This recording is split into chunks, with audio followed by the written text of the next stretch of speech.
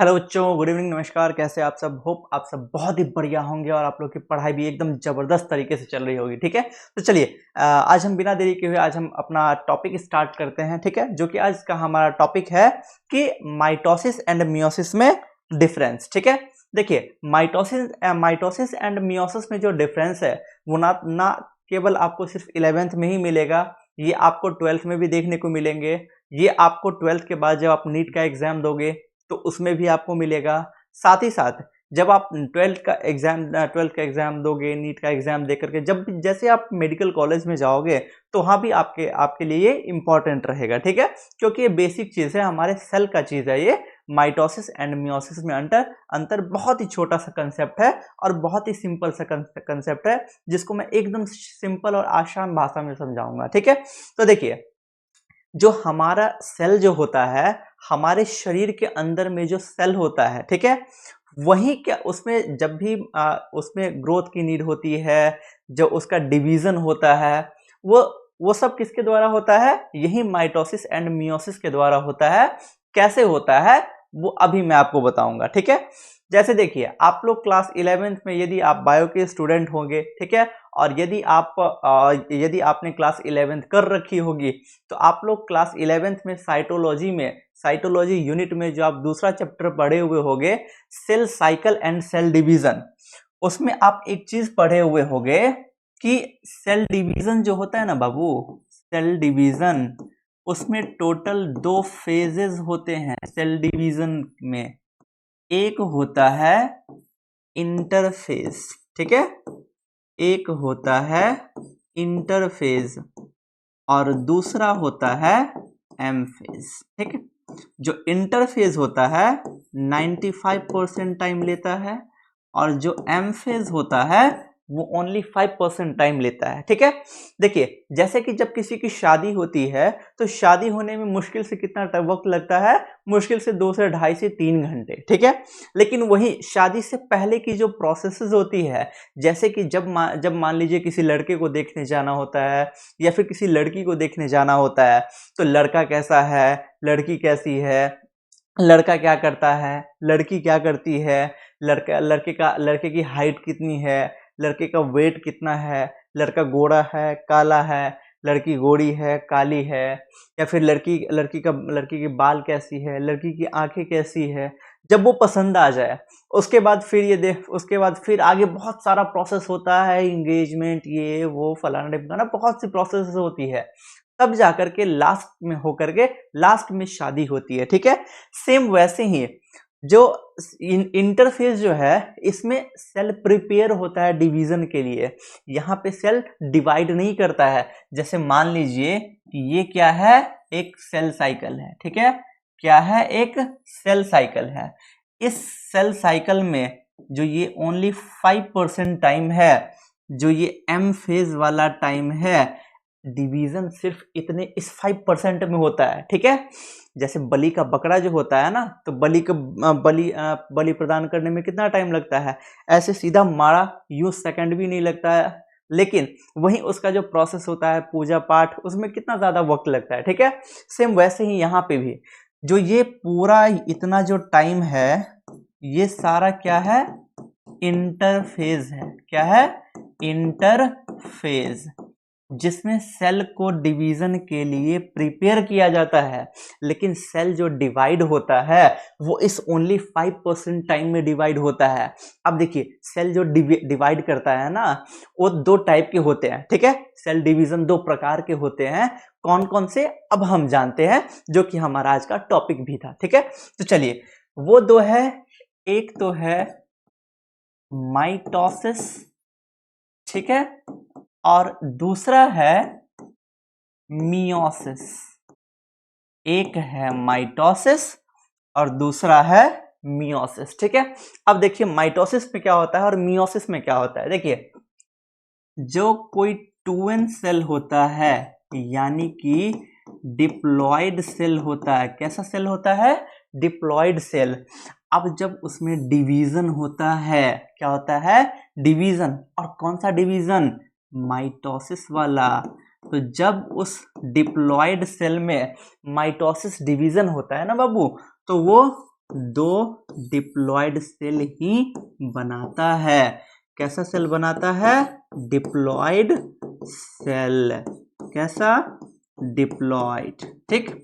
अब देखिए, वहीं यदि हम बात करें मियोसिस की, तो याद रखिएगा जो मियोसिस होता है, मियोसिस दो प्रकार का होता है। एक होता है मियोसिस 1 और दूसरा होता है मियोसिस 2। ठीक है। जो मियोसिस 1 होता है, इस मियोसिस 1 को बोलते हैं रिडक्शनल डिवीजन। क्या बोलते हैं? Reductional division. Reductional, reduction, reduction का मतलब क्या होता है? कम होना। ठीक है। जैसे बैंक में अकाउंट होगा ना आपका, तो जब आप उसमें से पैसे निकालते होगे तो आपको तुरंत मोबाइल पे मैसेज आता होगा, money 2000 has been deducted from your account. ठीक है। यानी कि आपके अकाउंट से काट लिया गया है या फिर आपने निकाला है। ठीक है। तो रिडक्शन मतलब कम होना, तो इस वाले डिवीजन में क्या होता है? कम होता है। अब जो मियोसिस 2 है, इस मियोसिस 2 का दूसरा नाम है इक्वेशनल डिवीजन, जिसमें क्या होता है?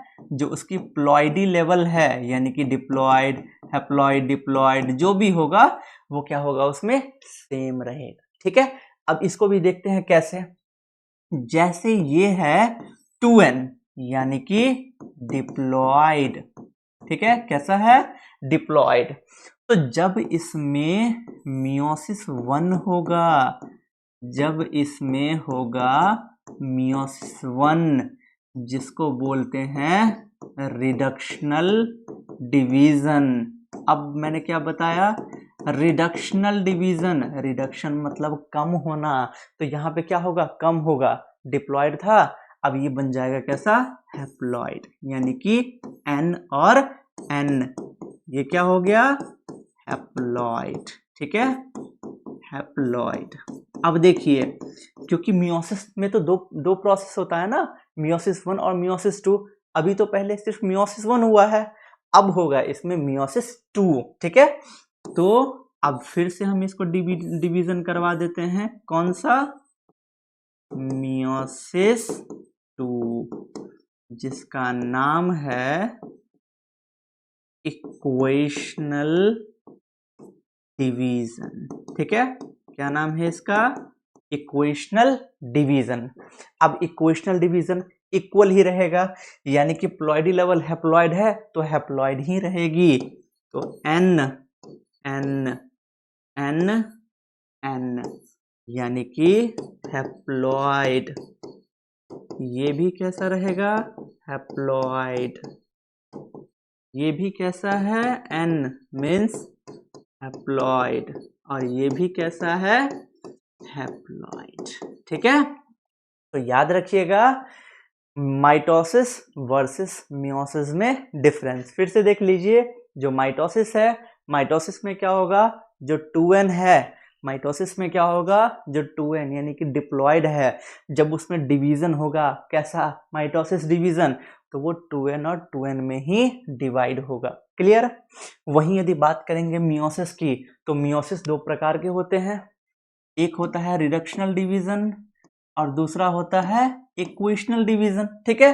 तो यहाँ पे मान ली, यहाँ पे क्या है? एक डिप्लॉयड सेल है। ठीक है। कैसा है? डिप्लॉयड।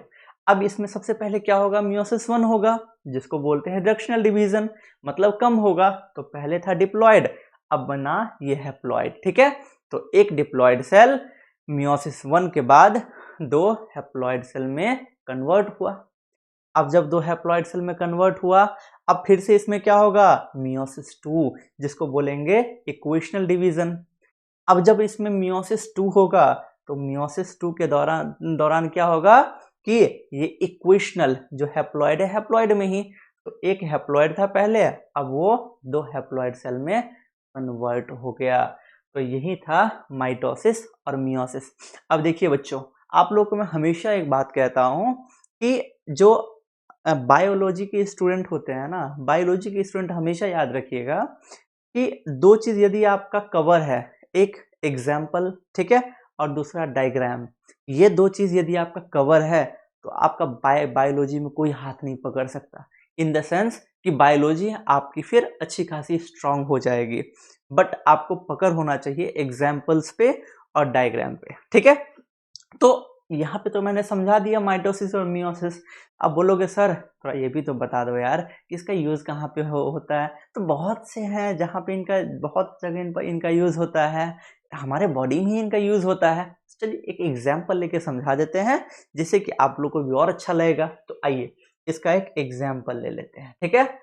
अब एग्जाम्पल भी कुछ इंटरेस्टिंग रिप्रोडक्शन से रिलेटेड यदि ले लेते हो और मजा आएगा स्टूडेंट्स को, ठीक है। तो चलिए हम रिप्रोडक्शन से ही एग्जाम्पल ले लेते हैं और वो हमारा एग्जाम्पल है कौन सा, स्पर्मेटोजेनेसिस, ठीक है, यानी कि स्पर्म का फॉर्मेशन, शुक्राणु के निर्माण की प्रक्रिया। अब देखिए इसके बारे में देख लेते हैं। देखिए हमारे बॉडी में एक सेल होता है, ठीक है, जिसका नाम है स्पर्मेटोगोनियल सेल, स्पर्मेटोगोनियल सेल, ठीक है। ये कैसा होता है, डिप्लॉइड, कैसा होता है, डिप्लॉइड। अब इसमें क्या होता है, माइटोसिस डिवीजन। और आपको तो पता है कि माइटोसिस में जब 2n डिवीजन होता है तो दो 2n और 2n वाला ही बनाता है, यानी कि डिप्लॉइड स्ट्रक्चर ही बनाता है। तो स्पर्मेटोगोनियल सेल के बाद जो स्ट्रक्चर बनता है उसका नाम है प्राइमरी स्पर्मेटोसाइट, प्राइमरी स्पर्मेटोसाइट। और अभी बात किए हैं कि डिप्लॉइड में जो माइटोसिस होता है तो डिप्लॉइड ही बना, तो यहाँ पे डिप्लॉइड बना। अब देखिए अब इसमें फिर से होता है क्या, मियोसिस की प्रक्रिया, मियोसिस। और मियोसिस कौन सा, तो मियोसिस 1, मियोसिस 1 को क्या बोलते हैं, रिडक्शनल डिवीजन, यानी कि कम होगा। तो 2n से अब क्या होगा, वो n में आएगा, तो उसको नाम दिया गया है सेकेंडरी स्पर्मेटोसाइट। और ये कैसा है, तो ये है हैप्लॉइड सेल, ठीक है। चलिए अब देखिए अब फिर से यहाँ पे क्या होता है, यहाँ पे होता है मियोसिस 2, क्या होता है, मियोसिस 2। और आपको पता है कि मियोसिस 2 में क्या होता है, हैप्लॉइड, हैप्लॉइड ही रह जाता है। तो लेकिन नाम जो होता है उसका नाम दिया जाता है स्पर्मेटिड। और स्पर्मेटिड भी कैसा होता है, n, ठीक है, यानी कि हैप्लॉइड।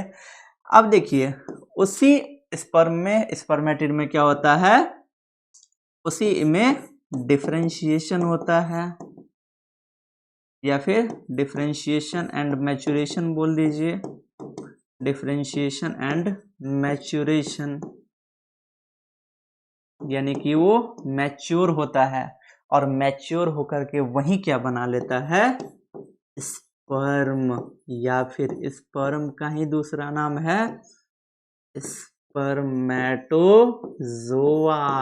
या फिर इसी स्पर्म का तीसरा नाम होता है एंथेरोजॉइड। ये याद रखिएगा, ठीक है, स्पर्म या फिर स्पर्मेटोजोआ या फिर एंथेरोजॉइड, जिसको कि आप लोग हिंदी में पढ़ते होगे या फिर पढ़े होगे शुक्राणु, ठीक है।